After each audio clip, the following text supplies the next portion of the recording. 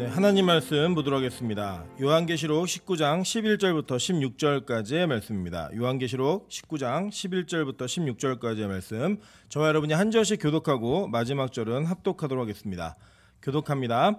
또 내가 하늘이 열린 것을 보니 보라, 백마와 그것을 탄 자가 있으니 그 이름은 충신과 진실이라. 그가 공의로 심판하며 싸우더라.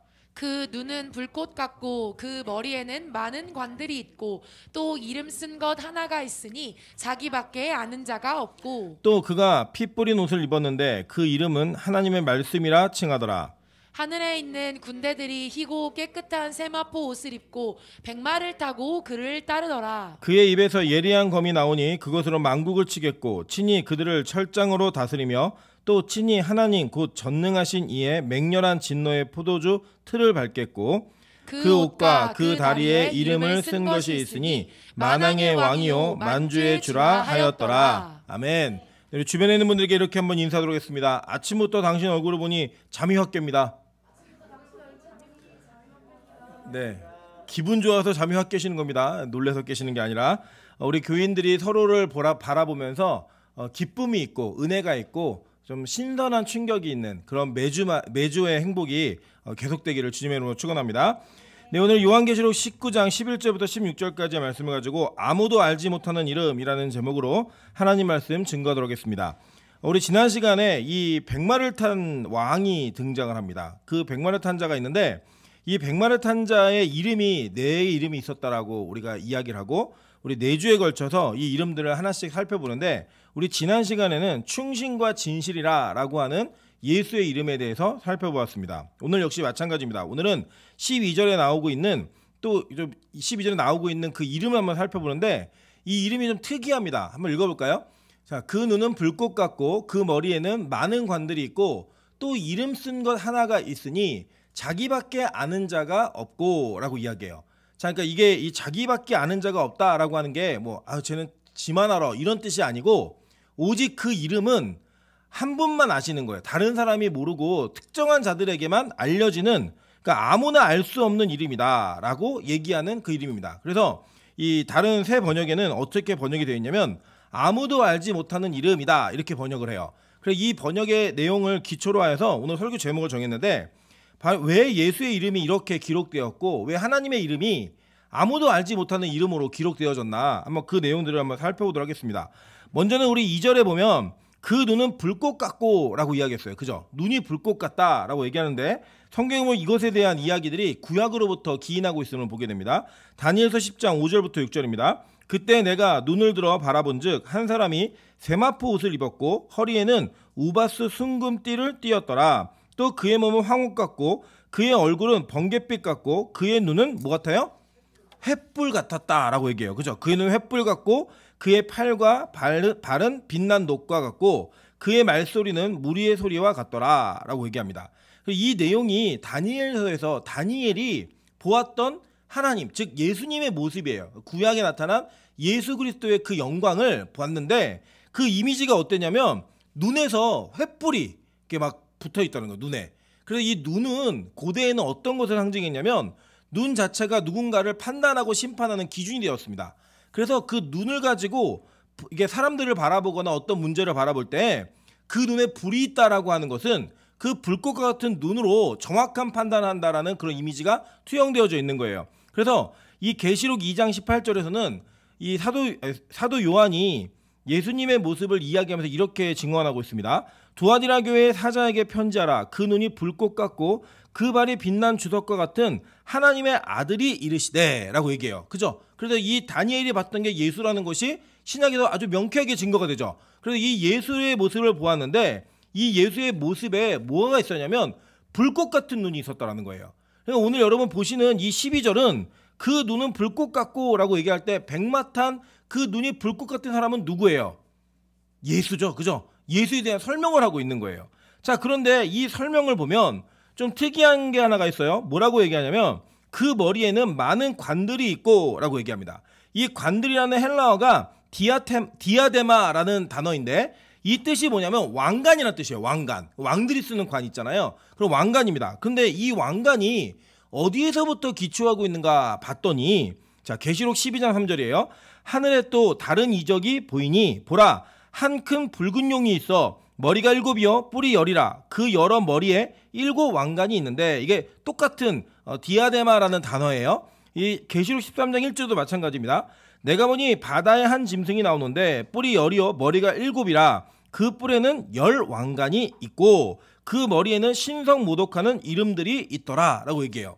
자, 그러니까 지금 여기 보시면 요한계시록에서 나타나고 있는 적그리스도, 즉 이 짐승이라든지 적그리스도의 상징이 되어지는 이미지들은 예수님과 비슷한데, 비교적 비슷한데 다른 이런 모습으로 드러나고 있는 거예요. 그래서 이 전에는 어떤 내용이냐면, 여러분 요한계시록 계속 보셔왔지만 짐승이 이 세상에서 마지막 심판이 있기 전에 득세해요, 득세하지 않아요?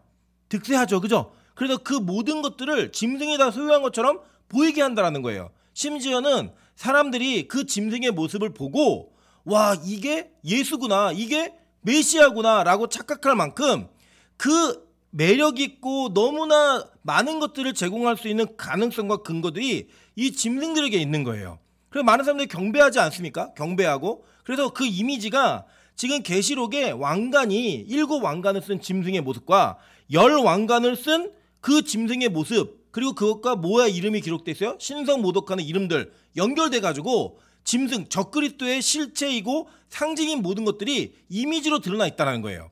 그런데 결국에는 진짜 왕이 누군가 그걸 보여줄 때 눈이 불꽃 같은 자가 왕관들을 썼다라고 얘기하면서 이 짐승이 가졌던, 흉내냈던 그 모습이 진짜 예수 그리스도의 모습을 얘기하는 겁니다. 여러분, 그래서요, 악한 마귀가 이 마지막 시대에 그들이 짜고 그들이 우리에게 던져지는 계략은 절대로 우리가 한눈에 구별할 수 있는 계략이 아니에요. 그래서 너무 비슷하게 보이고 이게 유사하게 보입니다. 그래서 어떻게 보면은 야, 저게 진짜 복음이구나, 저게 진짜 예수구나 착각할 만큼 너무나 우리를 현혹할 만한 정확하고 분명한 이런 이미지들을 가지고 우리가 다가온다는 거예요. 예를 들면 이런 겁니다.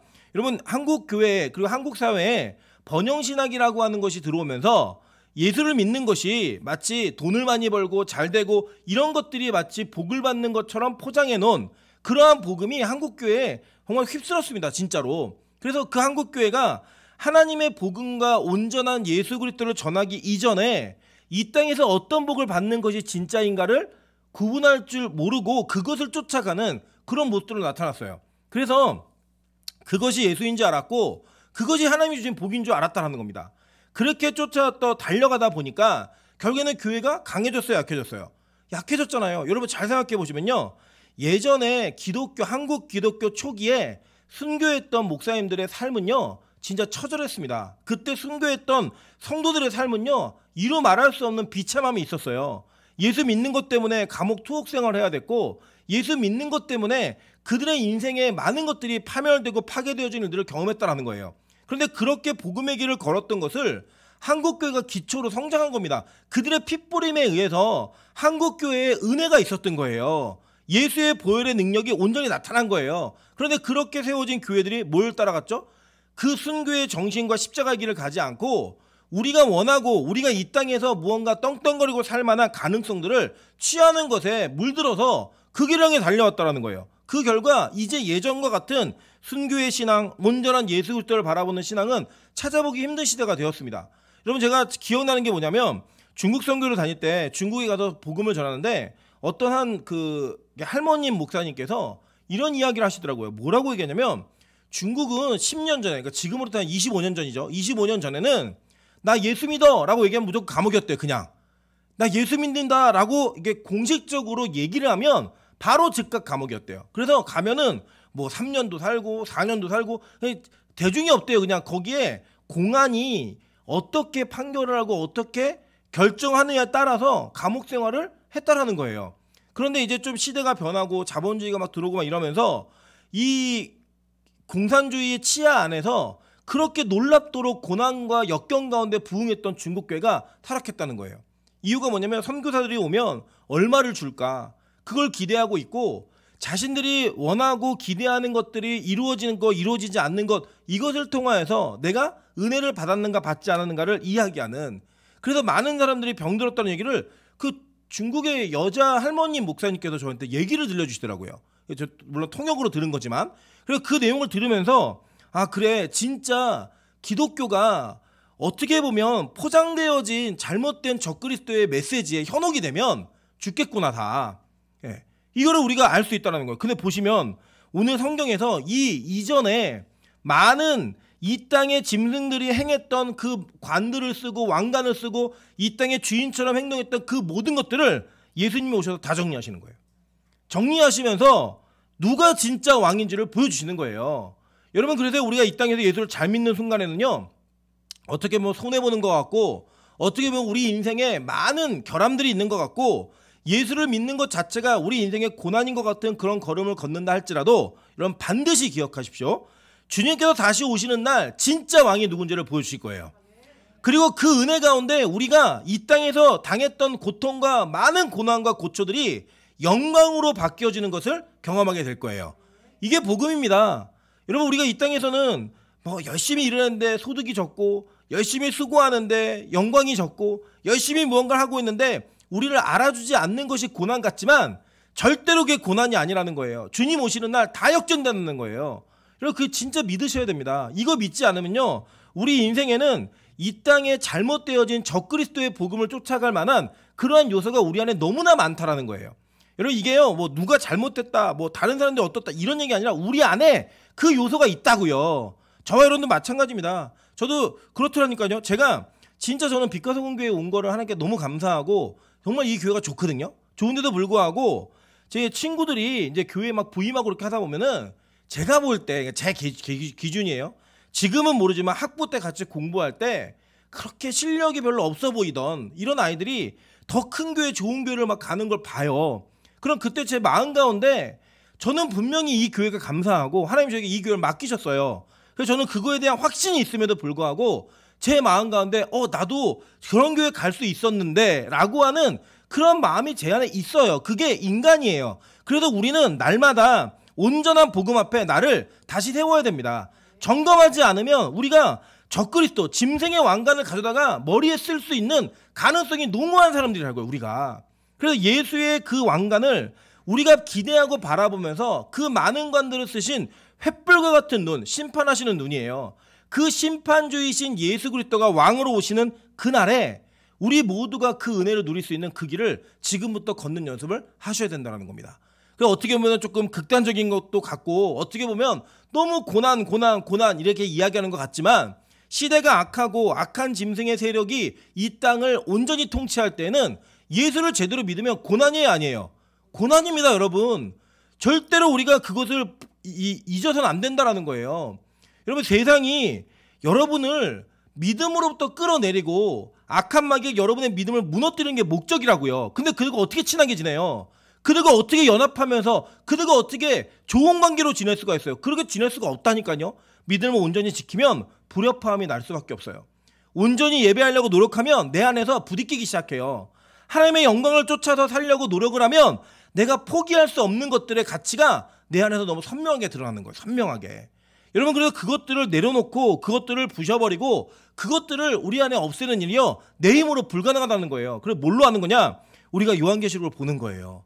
내 말이 아닌, 내 생각과 의지가 아닌 하나님의 특별한 계시가 마지막을 어떻게 장식하게 할 것이고 어떻게 이루게 할 것인가를 계속 들으면서 그 진리 가운데 나를 포기하고 그 진리 가운데 내가 원하는 것들을 내려놓는 게 진짜 복음을 들은 사람들의 모습이라는 겁니다. 그래서 어쩌면 여러분에게 이 예수의 고난의 길, 예수가 쓴 왕관을 보며 이 세상의 짐승들이 쓴 왕관을 버리고 던질 수 있는 그 믿음에 대한 이야기는 우리가 수없이 반복해서 많이 들어도 모자르다는 거예요. 왜냐? 내가 너무 악한 존재이기 때문에.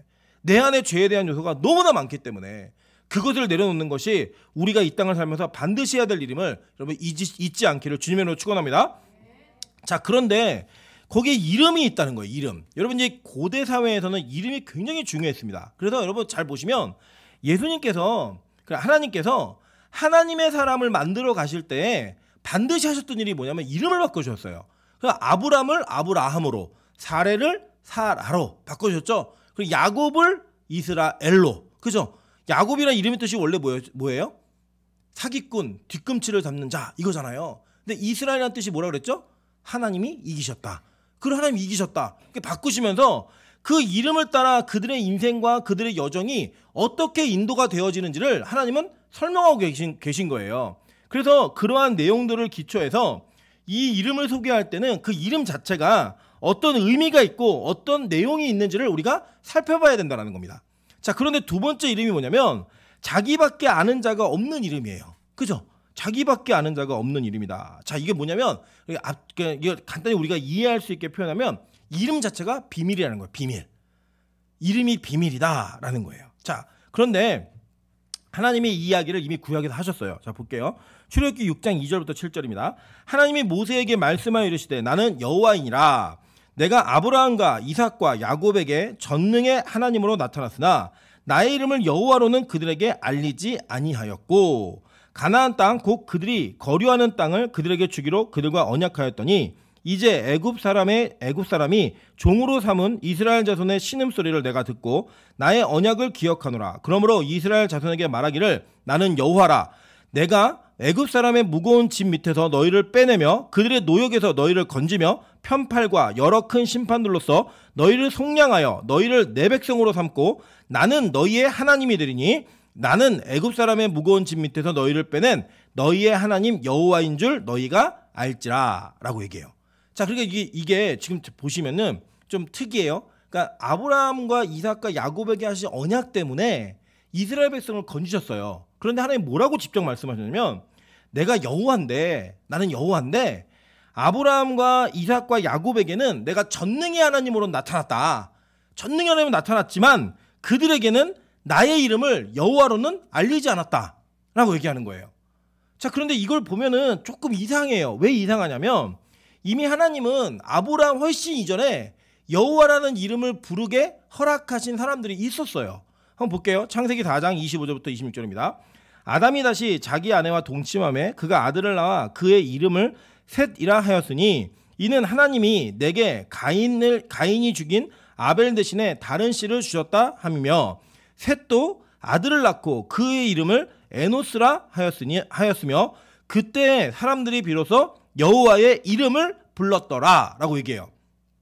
자, 그러니까 사람들이 에노스가 아브라함보다 훨씬 위죠. 선대예요. 그런데 훨씬 위에 있는 이 에노스가 그 시대에 비로소 하나님의 이름을 불렀더라 라고 얘기하는 거예요. 그 여호와 하나님의 이름을 부르던 그 경험이 이미 있어요, 없어요? 있잖아요. 그죠? 있음에도 불구하고 희한하게 하나님은 아브라함, 이삭, 야곱에게는 이걸 안 알려줬다라는 거예요. 자, 근데 이 에노스라는 이름에 힌트를 좀 찾을 수가 있습니다. 이 에노스라는 이름이 히브리어로는 에노시라는 뜻인데 이 에노시라고 하는 그 이름의 뜻이 뭐냐면 죽을 수밖에 없는 인간이라는 뜻이에요. 그러니까 죽을 수밖에 없는 인간인데 그렇게 이게 아들 이름을 그렇게 진 거예요. 셋이. 너는 죽을 수밖에 없는 인간이다. 나약한 인간이다. 무능한 존재다. 라고 이름을 지었더니 그 나약하고 무능하고 죽을 수밖에 없는 존재가 누구의 이름을 불러요? 여호와의 이름을 불렀다라는 거예요. 그게 무슨 관계냐면 구원의 관계를 설명해주는 힌트가 이 이름 속에 담겨져 있는 거예요. 자, 그런데 이 출애굽기 아까 우리 보신 말씀에 보면 이 출애굽기 6장에서는 하나님이 내가 아브라함, 이삭, 야곱에게는 내 이름을 그대로 알리지 않았다. 여호와라고 알리지 않았고 전능의 하나님으로 나타났는데 내가 너희들에게 이제 나는 여호와가 될 거야 라고 하면서 이름을 알려주셨죠. 근데 그 내용이 뭐냐면 내가 애굽 사람의 무거운 짐 밑에서 너희들을 다 끌어낸 거야. 너희들을 속량해낸 거야. 그래서 그 너희를 빼낸 너희의 하나님이 여호와인 줄 너희가 알 거다라고 얘기하는 거예요. 즉 이 여호와라는 이름을 알고 부르는 자들은 뭘 경험한 자들이냐면 자신의 무능함과 무지함과 가능성 없음 속에서 구원의 은혜가 누구로부터 오는지를 아는 사람들, 그 사람들만 이 여호와라는 이름을 불렀다라는 거예요. 이게 중요한 겁니다. 그러니까 비밀이라는 게 뭐 우리 보통 그렇게 얘기하잖아요. 야, 이거 비밀인데 너한테만 알려주는 거야? 라고 얘기하면서 자기들끼리만 공유하는 비밀이 있습니다. 그런 비밀은 어떤 은혜가 있냐면 아는 사람들끼리만 아는 거예요. 아는 사람들끼리만. 그런데 성경은 이러한 복음의 비밀에 대해서 신구약에 걸쳐서 방대하게 이 내용들을 계속 설명해 가요. 이 설명하는 내용들 좀 보도록 할게요. 계시록 10장 7절입니다. 일곱째 천사가 소리내는 날 그의 나팔을 불려고 할 때에 하나님이 그의 종 선지자들에게 전하신 복음과 같이 하나님의 그 비밀이 이루어지리이다 하더라라고 얘기해요. 자, 이 비밀이 뭔지를 우리가 이제 앞으로 이 내용을 살펴보면서 계속 볼 거예요. 자, 계시록 17장 5절 한번 볼게요. 그의 이마에 이름이 기록되었으니 비밀이라 큰 바벨론이라 땅의 음녀들과 가증한 것들의 어미라 하였더라 이렇게 하였더라라고 얘기해요. 그죠? 자, 이 내용을 보니까 짐승도 이름이 뭐라고 했어요? 비밀이라고 얘기하는데 비밀이라고 얘기해 놓고 그 뒤에다가 바로 그 이름을 설명해 줬어요. 그죠? 바벨론이다. 땅의 음녀와 가증한 것들의 어미다 라고 얘기합니다. 즉 이렇게 성경에서 이름과 관련해서 비밀이라고 얘기한 것은 그러니까 정말 제 이름이 뭐야? 처음 본 사람이니까 알 수 없어. 이게 아니라 그 이름에 담긴 뜻과 의미가 무엇인지를 알 수 없고 그것을 깨닫지 못한다는 거예요. 그런데 어떤 특정한 자들에게는 그 비밀이 알려진다는 거예요. 경험되어진다는 거예요. 자, 이거를 조금 쉽게 설명하면 이런 내용입니다. 자, 하나님의 이름이 비밀이다라고 얘기하는 그 의미 속에는 아무도 알지 못한다라고 하는 것 속에는 우리 인간의 지식과 이성으로 하나님을 온전히 알 수 있는 존재는 없어요. 그 알면 하나님 아니에요. 여러분이 가지고 있는 논리로 100% 이해할 수 있는 분이 하나님이다? 그게 어떻게 하나님이에요? 아니, 우리 10길 물속은 알아도 한 길 사람 속은 모른다고 얘기하는 게 우리 속담이 있는데 사람이 사람을도 다 몰라요. 그런데 어떻게 사람이 하나님을 다 알아요? 절대 그렇게 알 수 없어요. 그래서 그 이름은 감추어진 비밀이 맞아요. 절대로 끝까지 알 수 없어요. 언제 알게 되느냐? 주님 다시 오셔서 새하늘과 새 땅에 가게 되면 그 비밀이 은혜로 깨달아지는 거예요. 그런데 이 땅에서는 어떤 누구도 아무리 똑똑해도 하나님을 100% 다 알 수 없어요. 그래서 우리가 무능함과 우리의 무지함을 가지고 그냥 그 이름을 부르는 거예요. 그런데 그 하나님의 비밀을 다 100%는 알 수는 없지만 그 비밀이 우리에게 경험되어져서 그 경험되어지는 은혜로 말미암아 그 비밀에 대한 내용이 무엇인지를 이해할 수 있게 우리 수준에서 하나님 그것을 열어가신다는 거예요. 그런 특정한 자들이 있는 거예요. 자, 보세요. 이 비밀을 경험한 자들이 있습니다. 아모스 3장 6절부터 8절입니다. 성읍에서 나팔이 울리는데 백성이 어찌 두려워하지 아니하겠으며 여호와의 행하심이 없는데 재앙이 어찌 성읍에 임하겠느냐.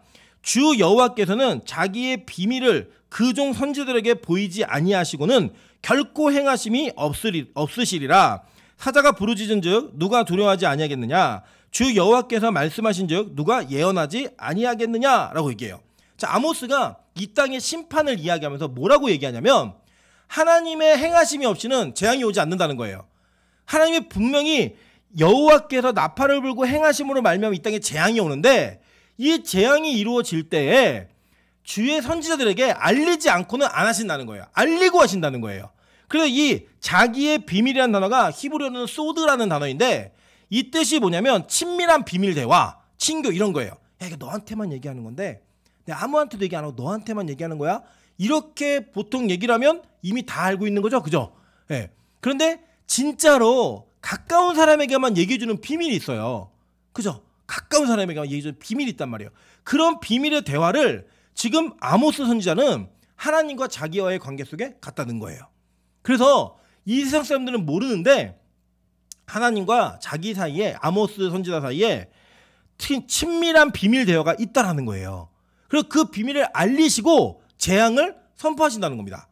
그러니까 이 비밀은 절대 알 수 없는 막 블랙박스 판도라 상자처럼 아무도 열 수 없는 이런 게 아니라 어떤 특정한 선택받은 자들에게는 하나님께서 알리시는 비밀이고 그렇게 선택받지 못한 자들은 아무리 들어도 알 수 없는 그런 내용의 비밀이라는 거예요. 여러분 그래서 보세요. 자, 마태복음 13장 10절부터 13절 그리고 16절 17절입니다. 제자들이 예수께 나와 이르되 어찌하여 그들에게 비유로 말씀하시나이까. 대답하여 이르시되 천국의 비밀을 아는 것이 너희에게는 허락되었으나 그들에게는 아니 되었나니 라고 얘기할 때 이 비밀이 헬라어로는 미스테리온이라는 단어인데 이게 미스테리 이렇게 얘기하는 게 여기서 단어 파송된 거예요. 미스테리온이라는 단어인데 이 단어가 오늘 얘기하는 그 비밀의 다 똑같은 단어예요. 비밀이라는 단어에.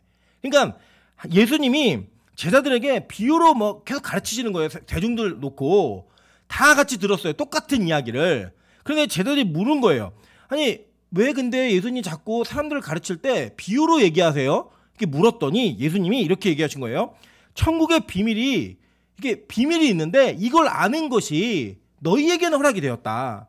근데 아무에게나 허락된 거 아니고 저희에게는 허락되지 않았기 때문에 비유로 얘기해야지만 아는 사람이 있고 비유로 얘기하면 아무리 얘기해도 모르는 자가 있다는 거예요.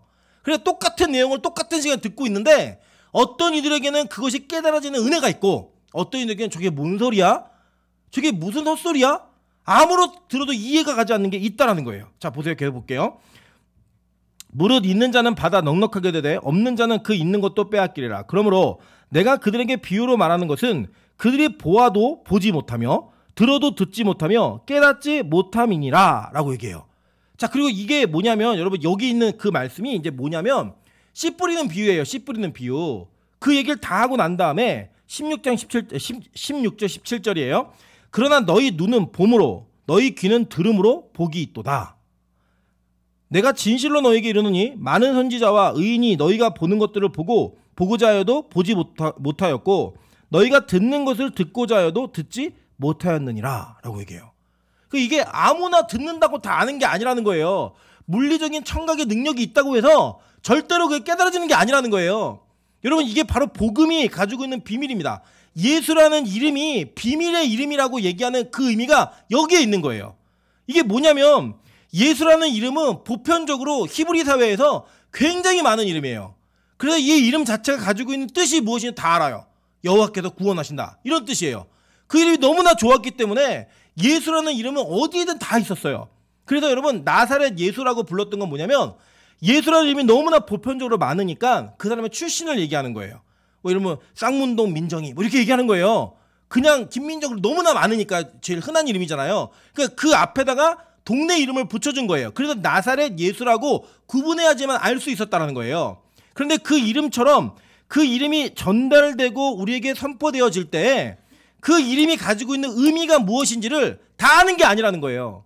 선택받은 자들, 택한 자들, 하나님께서 지정하신 자들만 그 이름의 뜻을 알 수 있고 그 비밀을 알 수 있다는 겁니다. 그래서 고린도전서 4장에서 바울이 뭐라고 얘기하냐면 사람이 마땅히 우리를 그리스도의 일꾼이요 하나님의 비밀을 맡은 자로 여길지어다 라고 얘기하면서 이 복음을 비밀로 이야기해요. 여러분 이게 참 안 맞는 말 같죠? 잘 보세요. 복음이 비밀스럽게 이루어져요. 예를 들면 저희가 오늘도 송지사님 우리 기도하시면서 복음에 선포될 수 있게 도와달라고 기도해 주셔서 참 감사한데 저희가 복음을 선포할 때 문 잠궈 놓고 해요? 아무도 못 들어오게 다른 사람 못 듣게 하자 이렇게 합니까? 아니죠. 우리는 오히려 이 복음이 더 많이 들렸으면 좋겠다라고 하면서 선포를 한단 말이에요. 많은 이들에게. 그런데 그렇게 얘기한다 그래서 그 복음의 비밀이 사람에게 다 깨달아져요? 아니라는 거예요. 선택받은 자들에게만 깨달아진다는 거예요. 특정한 자들에게만 그것이 들린다는 거예요. 그래서 복음을 예수를 비밀이라고 얘기하는 겁니다. 이해되세요? 그러니까 예수님을 막 숨기고 우리만 알아야지 이런 비밀이 아니라 그냥 공개적으로 만인에게 선포가 되어지는데 그 예수라는 이름의 의미를 아는 자들은 하나님의 선택받은 특정한 자들에게만 이 이름이 깨달아진다는 거예요. 이해되시죠? 그 왕이 오신다는 거예요. 그 이름의 의미가 그렇게 전달이 되는 거예요. 에베소서 1장 7절부터 12절도 이 얘기를 설명합니다. 우리는 그리스도 안에서 그의 은혜의 풍성함을 따라 그의 피로 말미암아 속량 곧 죄사함을 받았느니라. 이는 그가 모든 지혜와 총명을 우리에게 넘치게 하사 그 뜻의 비밀을 우리에게 알리신 것이요 그의 기뻐하심을 따라 그리스도 안에서 때가 찬 경륜을 위하여 예정하신 것이니 하늘에 있는 것이나 땅에 있는 것이나 다 그리스도 안에서 통일되게 하려 하심이라. 모든 일에 그의 뜻의 결정대로 일하시는 이의 계획을 따라 우리가 예정을 입어 그 안에서 기업이 되었으니 이는 우리가 그리스도 안에서 전부터 바라던 그의 영광의 찬송이 되게 하려 하심이라 라고 얘기해요. 자, 에베소 기자가 얘기하는 거예요. 사도 바울이 얘기하는데 이 내용이 뭐냐면 하나님이 우리를 속량하셨다는 거예요. 그리고 나서 비밀을 알려주셨다는 거예요. 근데 그게 하나님의 속량과 주신 지혜로 말미암아 그 비밀이 깨달아진다는 거예요. 그리고 그게 깨달아지면 그 깨달아진 것을 통해 살펴봤더니 이게 때가 찬 경륜에 의해서 예정된 거라는 거예요. 예정된 거. 아무나 알 수 있는 게 아니라 예정된 자들에게만 깨달아지는 비밀. 그게 바로 예수의 이름인 거예요. 그 예수라는 그 예수의 존재에 그 의미가 담겨져 있다고 그랬죠. 뭐 예를 들면 옛날에 우리 그 어르신들 지금 할머니들 그 옛날 태어났을 때는 뭐 끝순이 말자 이런 이름을 줬죠. 왜 줬냐면 더 이상 안 낳겠다 내지는 다음에는 아들이 나와라 이런 의미로 끝순이다, 말자다 이런 이름을 져주셨어요. 그러니까 그 이름을 통해서 그분이 가지고 있는 환경과 그분이 가지고 있는 어떤 성장의 배경, 태어남의 배경도 알 수 있죠. 우리가 아, 딸이 많은 집에 막내딸이네 뭐 이런 식으로 그렇게 알 수 있는 것처럼 예수라는 이름이 우리에게 선포되어지고 전달이 되어지면 이게 비밀인데 그걸 깨달을 수 있는 자들이 있다라는 거예요. 특정한 자들이. 근데 그들은 누구냐? 속량받은, 그리고 하나님의 선택과 예정 가운데 있는 그 사람들만 이걸 알게 된다는 거예요. 그래서 구약에서도 하나님의 구원함이 이루어지는 관계 속에서 그것을 향해 부르짖던 자들에게 하나님께서 자기의 이름을 여호와라고 알리신 거예요. 아무나 알 수 있는 이름이 아니에요. 그 이름은 여호와라는 음가, 예수라는 음가는 누가 다 들을 수 있어요. 다 들을 수 있는데 그 이름의 의미가 무엇인지를 깨닫고 나오는 자들은 선택받은 특정한 하나님의 백성들만이 나온다는 거예요. 여러분, 이거는요 지능과 무관한 이야기예요. 지적 수준과도 무관한 이야기예요. 이거는 하나님의 은혜만이 우리에게 설명할 수 있는 이야기예요. 여러분, 이것은 그냥 뭐 나는 못 배웠으니까, 나는 많이 배웠으니까 더 할 수 있고 모르고, 절대 그런 얘기가 아니라는 거예요. 하나님의 선택이 있어야지만 들린다는 거예요. 저는 지금도 제가 진짜 이해할 수 없는 것 중에 하나가 뭐냐면, 저는 굉장히 이성적이고 논리적인 사람이에요. 저는 누구랑 이렇게 어떤 언쟁이 있고 다툼이 있더라도 감정적인 거에 절대 동요되지가 않아요. 뭐 예를 들면 이게 부부싸움을 하거나 여자들과 이렇게 다툼이 있다 보면 여자들 많이 울거든요. 저는 우는 것을 통해서 제 마음이 약해지지 않아요. 울지 말라고, 이거 울어서 해결되는 게 아니라고, 정확하게 논리적으로 이야기로 설명하라고 얘기를 하는 사람이에요. 제 가지고 있는 이성과 제가 가지고 있는 성향으로는요, 복음이라고 하는 예수 그리스도의 죽으심과 십자가의 은혜와 부활과 승천과 재림, 저는 못 믿을 사람이에요. 저는 그런 사람이에요. 그런데 저에게 이 복음이 믿어져요. 그냥 믿어져요. 누가 뭐라 그래도 믿어져요. 그분이 구름 타고 영광적인 나팔 소리와 함께 오실 게 믿어지고요, 기대가 돼요. 저도 이해할 수 없다니까요. 여러분, 이게 제가 뭐가 대단해서가 아니라 그 하나님이 저를 택해서 불쌍히 여겨주신 거예요. 원래 네 성향으로 믿을 수 없는 존재인데 내가 믿을 수 없는 너에게 네 이성의 머리를 그냥 열어가지고 복음을 그냥 밀어 넣으신 거예요. 그 비밀이 깨달아지는 거예요. 여러분, 저는요 이 성경을 읽어도요 너무 신나요. 너무 재밌어요. 믿어져요. 막 요새도 이제 저희가 요한계시록과 막 출애굽기 이렇게 창세 같이 했잖아요. 이게 막 톱니바퀴처럼 맞아 들어가는 게 너무 신나고요, 너무 좋아요. 근데 여러분, 제가 어떤 사람이었죠? 교회 다니기 싫어가지고 성경이 잘못된 걸 증거하자, 그래서 성경 공부한 사람이에요. 그래서 저에게 은혜가 임하니까 그 비밀이 깨달아지는 거예요. 여러분, 저는요 이런 은혜가 우리 빛가서 공개에 있기를 주님으로 축원합니다. 여러분, 이게 그냥 저 사람은 성경을 많이 공부해서 아는구나, 그게 아니라고요. 여러분, 예를 들면 자유주의 신학자들 중에 저보다 성경 구석구석의 내용을 더 잘하는 분들 많아요. 자유주의 신학자들 중에. 그래서 자유주의 신학하시는 분들은 저희 보수주의 신학하는 사람들 멍청하다 그래요. 멍청하다고. 이거 성경대로 믿으니까 너희들이 뭘 몰라서 그래, 그러면서 학문적인 내용들을 줄줄줄줄 얘기해요. 근데 그분들은요 살아계신 예수 그리스도를 믿지 않아요. 그 역사 속에 그 시대를 살았다 죽은 청년을 믿지, 지금도 살아 역사하시는 예수를 믿지 않아요. 그래서 하는 일이 뭐냐면 성경에서 기적을 다 빼요. 기적을. 그러고 기적을 다 빼고 나면 딱 남는 게 진짜 예수다, 이렇게 가르쳐요. 진짜로요. 네, 그런 신학교가 있고요, 그런 교회가 있어요. 그런데 저는 사실은 제 성향은 그게 맞아요. 그쪽이. 그런데 저에게는 이 복음의 비밀, 예수라는 이름의 비밀이 믿어지라는 거예요. 저는 이게 지금도 이해가 안 가요. 이게 가장 큰 놀라운 은혜. 여러분은 모르시겠지만 저는 알아요. 저에게 주신 가장 큰 은혜가 뭐냐면 성경의 기적과 이적이 믿어지는 거예요. 예수의 부활이 믿어지는 거예요. 여러분, 이게요 은혜로 우리에게 오게 되라고 기도하셔야 됩니다. 이게 은혜로 오는 것이 저와 여러분의 인생에 가장 큰 하나님의 긍휼이에요. 가장 큰 하나님의 복이라고요. 그래서 그의 이름이 아무도 알 수 없고 자기밖에 아는 자가 없는 거예요. 자기가 알려주는 사람만 아는 거니까. 친밀한 대화 속에 소드를 제공하는, 비밀을 제공하는 사람들만이 알 수 있는 이야기이기 때문에 이것을 절대 깨달을 수가 없는 거예요. 여러분, 그래서요 예수님께서 이 땅에 계실 때 초기에 자기가 그리스도인 것을, 아직 때가 차지 않으니까 자기가 그리스도인 것을 제자들에게 알리지 말라고 얘기합니다. 알리지 마, 얘기하지 마. 그런데 언제 얘기하시냐면 십자가 사건에 가까우니까 공개적으로 계속 얘기하세요. 내가 그리스도임을 계속 얘기하세요. 여러분, 지난 시간에 보셨잖아요.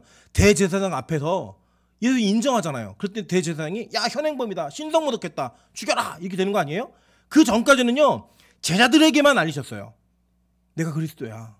이게 비밀이야. 이 이름이. 이 비밀을 가진 자만 하나님의 천국에 들어갈 수 있어. 이걸 계속 하셨다고요. 저는요 우리 교회가요 예수라는 그 이름의 비밀을 깨닫는 은혜가 있는 교회가 되기를 주님으로 축원합니다. 여러분 이것을요 평생을 해도요 평생을 반복해도요 다 알 수 없어요. 우리 보통 그러거든요. 십자가, 예수 그리스도, 복음 이런 거 얘기하면요 그걸 다 알아. 얼마나 많이 들었는데. 여러분 솔직히 여기서 이 내용에 대해서 얼마나 많이 얘기했겠어요. 제가 얼마나 많이 들었겠어요. 학교에서 그걸 공부했잖아요. 그걸 신학을 12년을 넘게 그걸 했잖아요. 그런데 여러분 그렇게 한 제가 이 예수가 아직도 저에게는 비밀이에요. 아직도 은혜라고요. 다 알기 때문에 속속들이 다 알기 때문에 이제 더 알 필요 없어. 그게 아니라 알면 알수록 더 비밀이에요. 큰 은혜예요. 제 후배 사역자가 어저께 연락이 왔어요. 목사님 제가 우리 교회에서 창세기를 이렇게 시리즈 설교를 하려고 그러는데 무슨 책을 읽어야 돼요? 이게 왔어요. 제가 몇 가지 책 목록을 쭉 주면서 이렇게 얘기했어요. 야 내가 110번의 창세기 설교 했는데 아직도 부족하고 아직도 모르겠어. 아직도 부족하고 아직도 모르겠어. 왜냐면 그 비밀이 너무 크고 영광스러우니까요. 제가 진짜 노력을 많이 했거든요. 제가 정말 거짓말 아니라 창세기만 100번은 넘게 읽은 것 같아요. 창세기만. 이 설교하는 동안. 그럼에도 불구하고 아직도 모르겠어요. 지금도 보면 새롭게 보이는 게 있어요. 그게 비밀이에요. 저 깨달아지는 게 너무나 큰 은혜예요. 여러분 저는요 우리 교회가 이 은혜를 같이 누렸으면 좋겠습니다. 설교 시간이 너무 재밌고 설교 시간이 너무 신나고 말씀을 들으면서 그 말씀에서 깨닫는 비밀들이 저 여러분의 인생을 바꿔놓는 송두리째 우리의 인생의 방향을 설정해주는 그런 은혜가 여러분 끊이지 않아야지만 그 비밀 가운데 있는 자가 되는 거예요. 에베소 3장 3절부터 9절에 이렇게 얘기합니다. 곧 계시로 내게 비밀을 알게 하신 것은 내가 먼저 간단히 기록한 것 같으니 그것을 읽으면 내가 그리스도의 비밀을 깨달은 것을 너희가 알 수 있으리라 라고 얘기해요. 그러니까 이게 뭐냐면 에베소 교회에게 사도 바울이 편지를 쓰면서 야 내가 이게 비밀을 깨달았는데 내가 이걸 쓸게. 그럼 너희들 이거 쓴 거 읽으면 너희도 아 맞다 이거다 알 수 있어. 이 얘기하는 거예요. 그래서 에베소 쓴 거예요. 에베소서를. 그러니까 에베소서 안에는 뭐가 담겨져 있는 거예요? 그리스도에 관한 비밀. 그 이름의 비밀이 담겨져 있는 거예요. 그 자기밖에 아는 자가 없는 그 이름의 내용이 무엇인지를 우리가 우리의 수준에서 체험하게 하시는 그 은혜가 있는 거예요. 성경은 그런 능력이 있는 겁니다. 보세요. 이제 그의 거룩한 사도들과 선지자들에게 성령으로 나타나신 것 같이 다른 세대에서는 사람의 아들들에게 알리지 아니하셨으니 이는 이방인들이 복음으로 말미암아 그리스도 예수 안에서 함께 상속자가 되고 함께 지체가 되고 함께 약속에 참여하는 자가 됨이라. 이 복음을 위하여 그의 능력이 역사하시는 대로 내게 주신 하나님의 은혜의 선물을 따라 내가 일꾼이 되었노라. 모든 성도 중에 지극히 작은 자보다 더 작은 나에게 이 은혜를 주신 것은 측량할 수 없는 그리스도의 풍성함을 이방인에게 전하게 하시고 영원부터 만물을 창조하신 하나님 속에 감추어졌던 비밀의 경륜이 어떠한 것을 드러내게 하려 하심이라 라고 얘기해요. 자, 여기를 근거해서 보면 이런 거예요. 바울은요 영지주의자들 즉 구원파들처럼 내가 뭘 깨달아서 다 알았다가 아니에요. 바울이 얘기하는 건 뭐냐면 내가 깨달은 비밀을 너에게 이게 쓰는데 너희가 읽으면 깨달을 수 있어, 알 수 있어, 공감할 수 있어. 그러면서 얘기하는 내용이 뭐냐면 이방인들에게 전해지는 복음이에요. 본문 보시면 이방인들에게 복음으로 말미암아 그리스도 안에서 예수 안에서 함께 상속자가 되었다라고 하는 비밀. 즉 뭐냐면 이 아까 제가 설명드렸죠 초두에 하나님은 예수님은 너무 큰 분이에요. 그래서 우리가 우리 평생을 다 바쳐도 알 수 없어요. 그런데 그 알 수 없는 분이 그 비밀을 우리에게 경험하게 하시는 거예요. 부분을. 그래서 우리에게는 너무나 풍성하고 한량없는 은혜로 드러나는데 다 알 수는 없지만 그 아는 것을 통하여 그 비밀이 진리가 되어서 나타나는 거예요. 그래서 우리는 평생 예수를 배워야 돼요. 더 알아야 돼요. 그런데 그 아는 것이 알 때마다 그때 감격과 기쁨이 되어서 이 세상의 것과 비교할 수 없는 은혜를 우리에게 줘서 그것이 선포되어지게 한다는 거예요. 그런데 바울이 전하는 비밀은 뭐냐? 이방인들에게 복음이 전해지는 거예요. 전해지는 거예요. 그러면서 에베소서 6장에 뭐라고 얘기하냐면 이렇게 얘기합니다. 에베소서 6장 18절부터 19절입니다. 모든 기도와 간구를 하되 항상 성령 안에서 기도하고 이를 위하여 깨어 구하기를 항상 힘쓰며 여러 성도를 위하여 구하라. 이게 뭐냐면 너네 전신갑주 입어 얘기한 다음에 얘기하는 거예요. 너네 항상 성도를 위해 기도해 라고 얘기하면서 자신을 위한 중보 기도를 부탁을 합니다. 뭐라고 부탁하나 볼게요. 또 나를 위하여 구할 것은 내게 말씀을 주사 나로 입을 열어 복음의 비밀을 담대히 알리게 하옵소서 할 것이니. 그러니까 바울이 유일하게 부탁한 게 뭐냐면 야, 돈 좀 보내. 야, 나 건강히 해서 이런 게 아니라 내가 복음의 비밀을 알고 그것을 담대하게 전할 수 있게 날 위해 기도해줘. 이게 사도 바울의 부탁이었어요. 에베소 교회에 했던. 여러분, 저는 오늘 동일한 은혜와 동일한 기도 부탁을 여러분에게 드리고 싶습니다. 여러분, 제가 뭐 인격적으로 여러 가지 다 부족한 게 많아요. 많은데 하나님께서 저를 이 교회에 보내신 이유는 딱 하나예요. 이 복음을 전하라고. 그렇기 때문에 여러분이 저를 위해서 기도해 주실 것은 딱 한 가지예요. 하나님, 이 강단에서 복음이 끊어지지 않게 도와주십시오. 우리 사역자들을 위해서 마찬가지입니다. 계속 기도하실 때 무슨 기도를 하셔야 되냐면 하나님, 우리 사역자들의 입술 속에서 복음의 비밀이 담대하게 선포될 수 있게 도와주십시오. 타협하지 아니하고 세상의 시류에 물들지 않고 복음이 깨달아지는 대로 그 깨달아지는 은혜가 담대하게 선포될 수 있는 그 강단이 이곳에 있게 은혜를 더하여 주십시오. 이 기도 해주셔야 돼요. 꼭. 여러분, 그렇게 중요한 아무도 알지 못하는 그 이름을 체험하는 자들이 있고 그 체험을 통해 그 비밀을 나누게 되면 우리 모두가 풍성하게 된다는 거예요. 근데 여러분, 이 비밀을 모르면 어떻게 되는 줄 아세요? 한번 볼게요. 잠언 30장 1절부터 5절입니다. 이 말씀은 야게의 아들 아굴의 잠언이니 그가 이디엘 곧 이디엘과 우갈에게 이른 것이니라. 나는 다른 사람에 비하면 짐승이라. 그러니까 이 아굴이 지혜로운 잠언을 썼는데 잠언에 뭐라고 고백하냐면 나는 다른 사람들에 비하면 짐승이라는 거예요. 짐승. 내게는 사람의 총명이 있지 아니하니라 라고 얘기해요. 나는 지혜를 배우지 못하였고 또 거룩하신 자를 아는 지식이 없거니와 하늘에 올라갔다 내려온 자가 누구인지 바람을 그 장중에 모는 자가 누구인지 물을 옷에 싼 자가 누구인지 땅의 모든 끝을 정한 자가 누구인지 그의 이름이 무엇인지 그의 아들의 이름이 무엇인지 너는 아느냐. 하나님의 말씀은 다 순전하며 하나님은 그를 의지하는 자의 방패시니라 라고 얘기해요.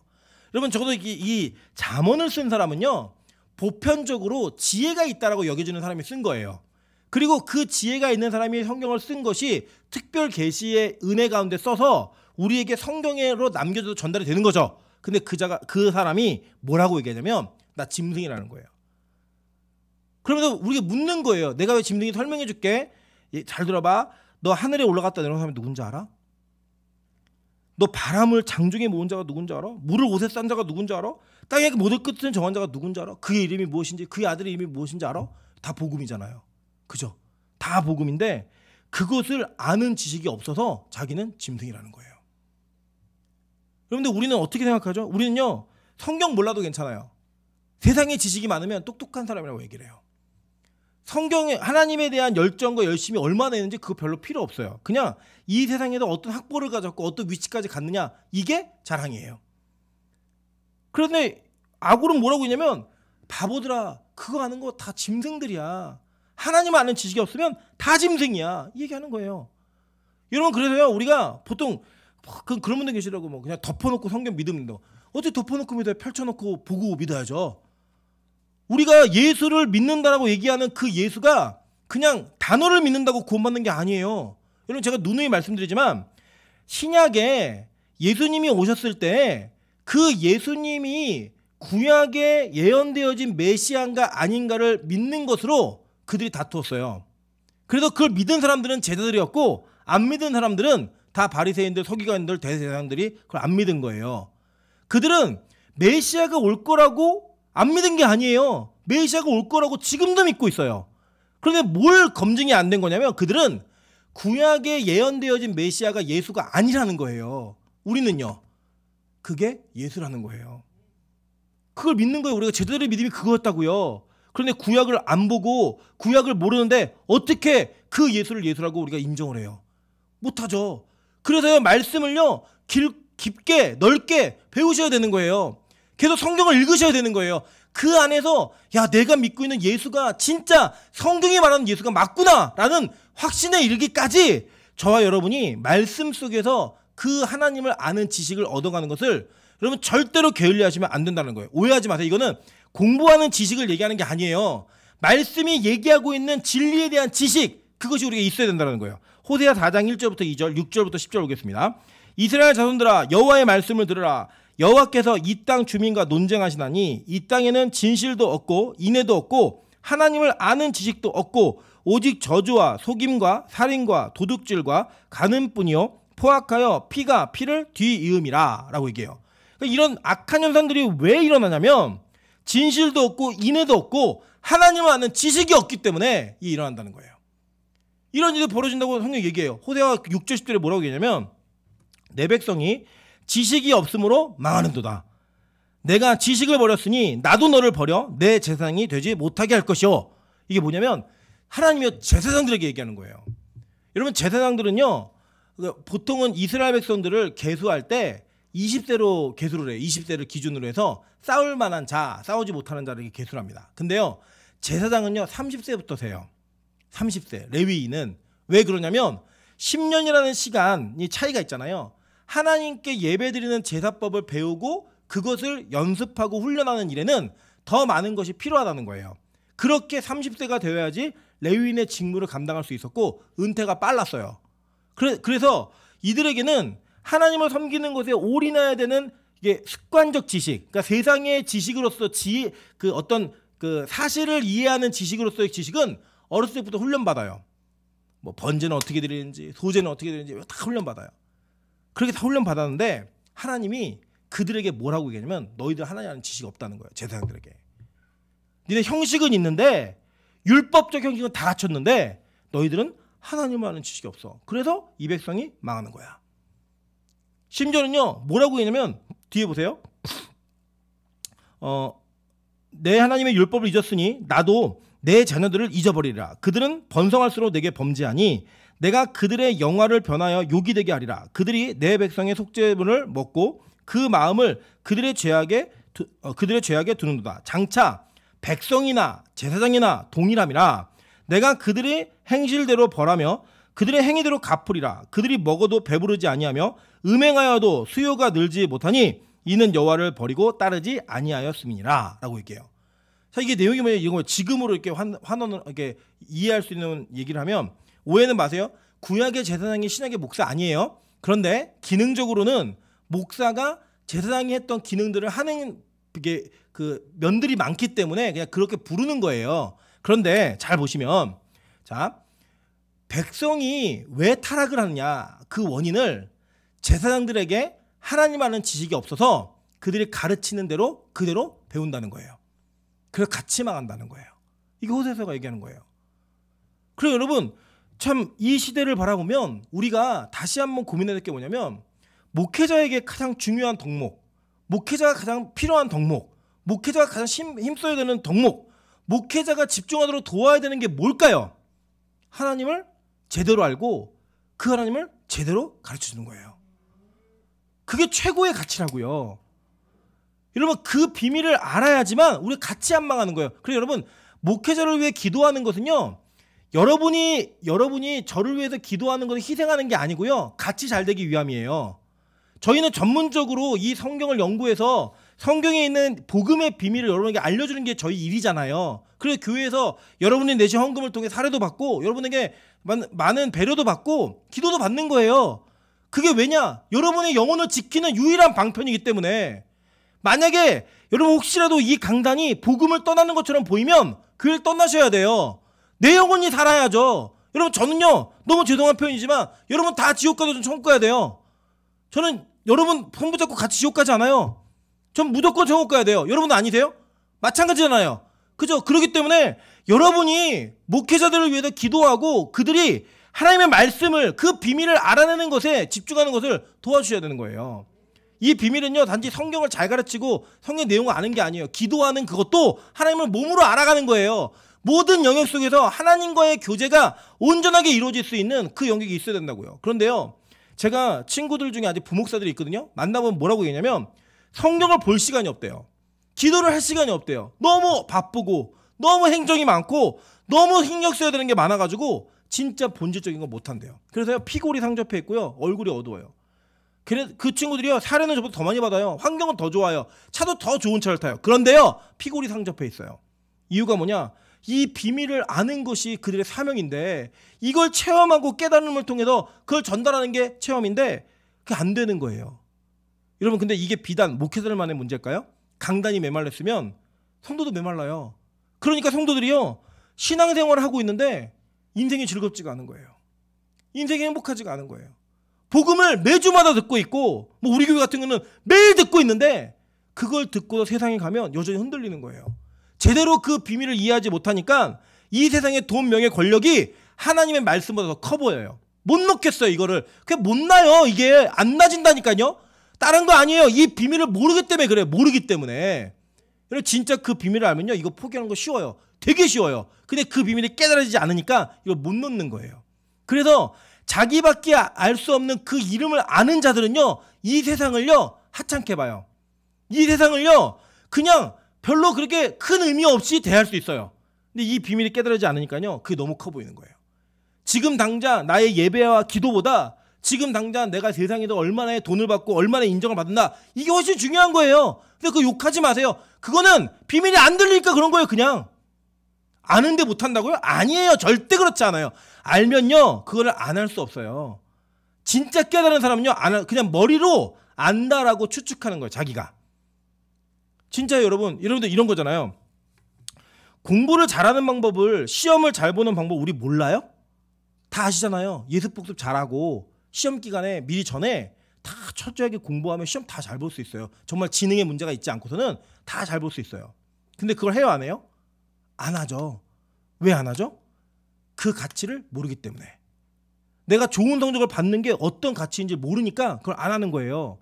여러분, 우리가 살 빼는 방법을 몰라요? 여러분, 방법 모르시는 분 제가 알려드릴게요. 안 드시면 돼요. 안 먹으면 빠져요. 우리가 그거 모르는 분 없잖아요. 그죠? 근데 우리가 먹어요, 안 먹어요? 먹어요. 밤 12시에 먹고 있는 거예요, 그냥. 네. 먹으면서 몰라서 먹을까요? 아니요, 알아요. 근데 이것을 포기했을 때 나에게 오는 유익의 가치를 모르는 거예요. 식스팩의 위험을 모르는 거예요. 날씬한 몸매의 위험을 모르는 거예요. 그러니까 먹는 거예요, 계속. 여러분, 제가 삶의 비유로 얘기했지만 예수의 비밀을 아는데, 그 이름의 비밀을 아는데 그 비밀이 우리에게 깨달아졌는데 이 세상을 못 나요? 아니에요. 웃기지 마세요. 절대 그렇지 않아요. 예수를 모르기 때문에 그걸 못 넣는 거예요. 깨달아지지 않았기 때문에 못 넣는 거예요. 그래서요, 우리는 여전히 그 비밀을 아는 노력이 필요하고 그 지식이 필요해요. 그래야지만 이 세상을 놓을 수 있기 때문에. 그래야 이 세상을 포기할 수 있기 때문에. 그래서 제가 어떤 분이 막 열심히 누군가에게 막 설득하고 막 하지 말라 그랬어요. 하지 말라고. 안 들려서 못하는 거기 때문에 그걸 계속하면 나중에 억지로 한 사람은 너를 원망해. 하지 마. 제가 옛날에 그랬거든요. 제가 옛날에 열심히 쫓아다녔어요. 안 나오면 왜 안 나오냐, 안 하면 왜 안 하냐, 전화하고 쫓아다니고 그래가지고 열심히 하니까요, 눈에 보이는 열매들이 막 있는 것 같아요. 근데요, 돌아보고 나서요, 이래야 되잖아요. 적어도 예수의 제자가 되었으면 제가 없어도 예수의 제자여야 되잖아요. 근데 그렇게 쌍불을 키는 사람이 없어지니까 원래 제로 돌아가더라고요. 그러니까 저는 그때 깨달았어요. 아, 이건 예수의 제자가 아니라 내 제자를 만들었구나. 제가 그것을 철저하게 하나님께서 회개시키신 이유는요, 그거 안 해요. 안 해요. 그냥 이게 말해가지고 오히려 서로 손해를 보겠구나. 나는 저 사람을 신뢰할 수 없게 되고 저 사람은 불순종하니까 불편하고, 그럼 그냥 딱 몇 번 권면하고 안 들으면 두세요. 그냥 박살날 때까지 두세요. 그냥 그게 더 빨라요. 그때 박살난 다음에 거봐, 일어나. 손 잡아주니까 훨씬 빨라요. 왜냐? 비밀을 모르는데요. 어떻게 해요 그거를요? 깨달아지지 않는데 어떻게 해요? 절대 알 수 없다니까요. 그래서 여러분, 저는요, 이 빛가서금 교회에 예배를 드리고 있는 게 복이라고 생각해요. 이 비밀이 안 깨달아졌는데 1시간 앉아있다, 그거 얼마나 지옥이겠어요. 심지어는 1부도 드리고 2부도 드린다? 얼마나 그게 괴로운 일이겠어요. 근데요, 그걸 해내시잖아요. 비밀이 깨달아지니까, 은혜가 깨달아지니까. 매일 예배가 여러분의 삶을 정말 많이 바꿔놓지 않으셨습니까? 여러분의 인생에 저녁 시간이 없어지고 이제는 그 저녁 시간이 예배하는 시간으로 바뀌었어요. 이게 하나님이요, 얼마나 빠르게 일을 하셨냐면 3년 만에 벌어진 일이에요. 3년 만에. 이 교회가 3년 전에 청년들은 다 썬데이들이었고 우리 권사님들 몇 분만 수요예배 금요일처럼 지키던 교회예요. 근데 이 교회를 하나님 축복하셔서 그 예수에 대한 비밀을 깨닫고 나니까 이제는 예배하는 자리로 모이는 거예요. 이번 돌아오는 수요일, 목요일, 금요일 날 저희가 특별하게 예배를 좀 드립니다. 하나님께서 교회를 위해 더 기도하고 다음을 준비하는 그런 모습 속에 우리 모두가 하나님께 예배하는 모습으로 같이 예배할 거예요. 왜냐? 하나님을 알기 위해서. 다른 거 아니에요. 그냥 그때 기도하세요. 하나님을 알게 도와주십시오. 자기밖에 모르는 그 이름의 비밀이 깨달아질 수 있게 좀 도와주십시오. 그래야 우리가 우리 삶을 바꿔갈 수 있기 때문에. 바꾸는 끌려가는 거예요. 안 끌려지니까 그게 안 바뀌어지는 건 비밀을 모르기 때문이라고요. 하나님은 그렇게 복음의 비밀을 우리에게 허락하셨어요. 그러니까요, 더 이상 이 환상을 보고 있는 사도 요한에게는 이 예수의 이름이 비밀이 아닌 거예요. 더 이상 저와 여러분에게는 이 예수의 이름이 비밀이 아닌 거예요. 깨달아지니까.